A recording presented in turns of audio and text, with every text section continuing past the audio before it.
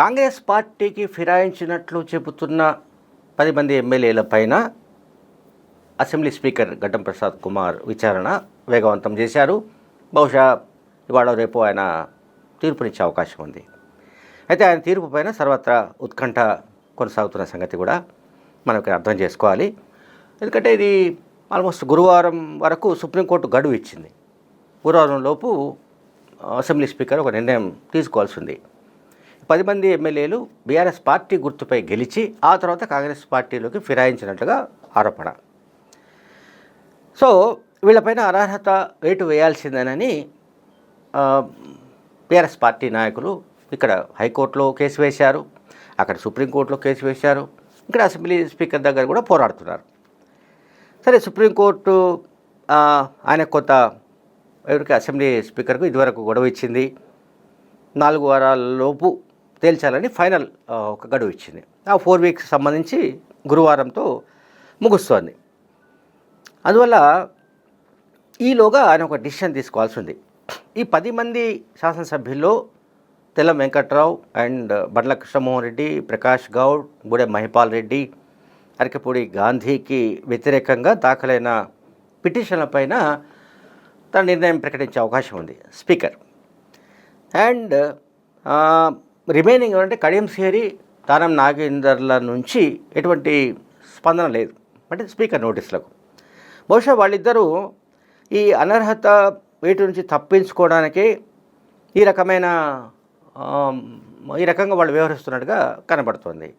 And అట్లాగే ఒకవేళ party high command కానీ ముఖ్యమంత్రి రేవంత్ రెడ్డి కానీ ఆదేశిస్తే తాము రాజీనామా చేయడానికి ఎటువంటి అభ్యంతరం లేదని, ఇప్పటికే తాను 10-12 సార్లు పోటీ చేసిన అనుభవం ఉన్నట్టుగా మాజీ మంత్రి దానం నాగేందర్ మీడియాకు చెప్పారు. కనుక రాజీనామా విషయంలో దానం నాగేందర్ ఆయన చాలా ధైర్యంగా ఉన్నట్టే కనబడుతోంది. రాజీనామా చేసి మళ్ళీ పోటీ చేసి గెలవగలగనన్న ధీమా ఆయన ఉన్నట్లుగా ఆయనలో కనబడుతోంది. ఇక కడియం సిహరి విషయానికి వస్తే ఆయన రాజీనామా సంబంధించి చెప్పలేదు, కానీ ఆయన కూడా పార్టీ హైకమాండ్ ముఖ్యమంత్రి రేవంత్ రెడ్డి వాళ్ళు చెప్పినట్టే నడుచుకోవడం మినహా ఆయనకి ఇంకొక ప్రత్యామ్నాయం లేదు. 3 నెలల్లో ఈ మన 10 మంది ఎమ్మెల్యేల ఫిరాయింపులకు సంబంధించిన వ్యవహారంలో 3 నెలల్లోపు నిర్ణయం తీసుకోవాల్సిందిగా సుప్రీంకోర్టు జూలై 31 చెప్పింది. జూలై 31. అయితే 3 నెలలు ముగిసిన తర్వాత కూడా అంటే అక్టోబర్ 21న ఈ 3 నెలల గడువు ముగిసింది. ఈలోగా స్పీకర్ నిర్ణయం ఏది రాలేదు కనుక మరొక 4 వారాలు గడువు ఇచ్చింది. అది కూడా ఇప్పుడు డిసెంబర్ 17న ముగుస్తోంది. అయితే స్పీకర్ చర్యలు కోర్టు ధిక్కారం కిందికి వస్తాయని ఇది మన సుప్రీంకోర్టు కూడా వ్యాఖ్యానించిన విషయాన్ని మనం ఇక్కడ అర్థం చేసుకోవాలి.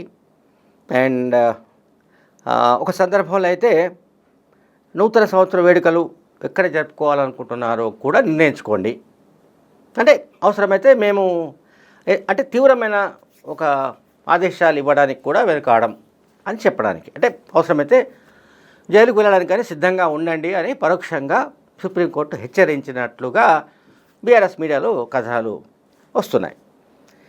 సరే, అసెంబ్లీ స్పీకర్ గడ్డం ప్రసాద్ కుమార్కు ఇదొక అగ్ని పరీక్ష. అంత త్వరగా ఇటువంటి వ్యవహారంలో ఒక నిర్ణయం తీసుకోవడం అనేది అంత సులభంగా జరిగే పని కాదు. ఎందుకంటే వాళ్ళు కాంగ్రెస్ పార్టీలోకి వచ్చారు. ఆయన కాంగ్రెస్ పార్టీ నుంచి గెలిచిన ఎమ్మెల్యే. సో ముఖ్యమంత్రి రేవంత్ రెడ్డి మనోభావాలకు అనుగుణంగా రేవంత్ రెడ్డి ఏం ఆశిస్తున్నాడు అనే దానికి అనుగుణంగా స్పీకర్ నిర్ణయం తీసుకునే అవకాశాలు ఉన్నట్టుగా కొంతమంది సీనియర్ జర్నలిస్టులు చెప్తున్నారు, రాజకీయ పరిశీలకులు చెప్తున్నారు.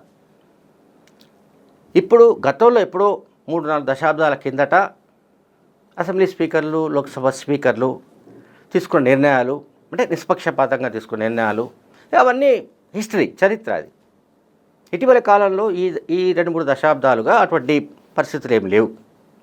అధికార పక్షం ఏ రకంగా డైరెక్షన్ ఇస్తుందో దాని ప్రకారమే స్పీకర్లు నడుచుకుంటున్న వైనాన్ని మనం చూస్తూ వస్తున్నాం. మరి మనం తప్పు పట్టడానికి కూడా వీల్లేదు. అంటే బీఆర్ఎస్ హయాంలో జరిగిన పార్టీ ఫిరాయింపులు అన్నీ కావు. పెద్ద ఎత్తున ఫిరాయింపులు జరిగాయి. అసలు వాళ్ళు పార్టీలనే వాళ్ళు మొత్తం బీఆర్ఎస్లో విలీనం చేసేసుకున్నారు.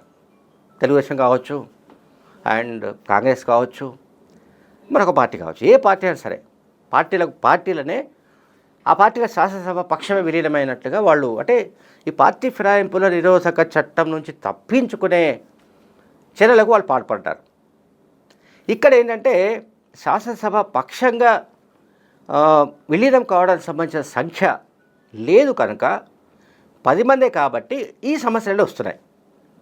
సో ఇప్పుడు ఈ వ్యవహారంలో స్పీకర్ ప్రసాద్ కుమార్ ఎటువంటి నిర్ణయం తీసుకుంటాడు అన్నది చూడాలి. ఇప్పుడు ఆయన ఆల్మోస్ట్ ఆయన నిర్ణయం అంటే అసెంబ్లీలో స్పీకర్ అంటే అది కూడా ఒక కోర్టు. సో ఈ కోర్టు స్పీకర్ తీసుకునే నిర్ణయం పైన మళ్ళీ సుప్రీంకోర్టు ఏం తీసుకుంటుంది, దానిపైన ఫర్దర్గా ఏ స్టెప్ తీసుకుంటుంది, ఏ రకమైన ఆదేశాలు జారీ చేసే అవకాశం ఉంది, దానిపైన కూడా ఉత్కంఠ కొనసాగుతోంది. రకరకాలుగా వీటికి సంబంధించిన వార్తా కథనాలు వస్తున్నాయి.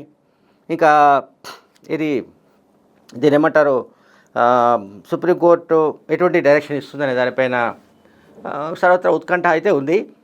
ఎందుకంటే BRS party working president KTR కానీ మరికొంతమంది కానీ పదే చెప్తున్న మాట ఏంటంటే 10 అసెంబ్లీ నియోజకవర్గాల్లో ఉప ఎన్నికలు వస్తాయి, మనతో సిద్ధంగా ఉండాలి అని ఆయన మాట్లాడుతూ వస్తున్నాడు డే 1 నుంచి.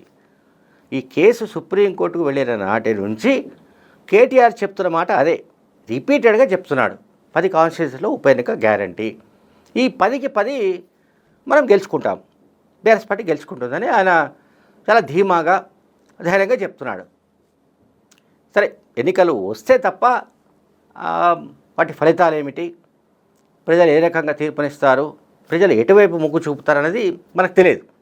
ఉప ఎన్నిక రావాలంటే ఈ శాసనసభ్యులలో ఎంతమంది పైన అనర్హత వేటు పడుతుంది, ఎంతమంది అనర్హత వేటు పడితే తప్ప, డిస్క్వాలిఫై అయితే తప్ప ఆ కాన్స్టిట్యూన్సీలో ఉప ఎన్నిక వచ్చే అవకాశాలు లేవు.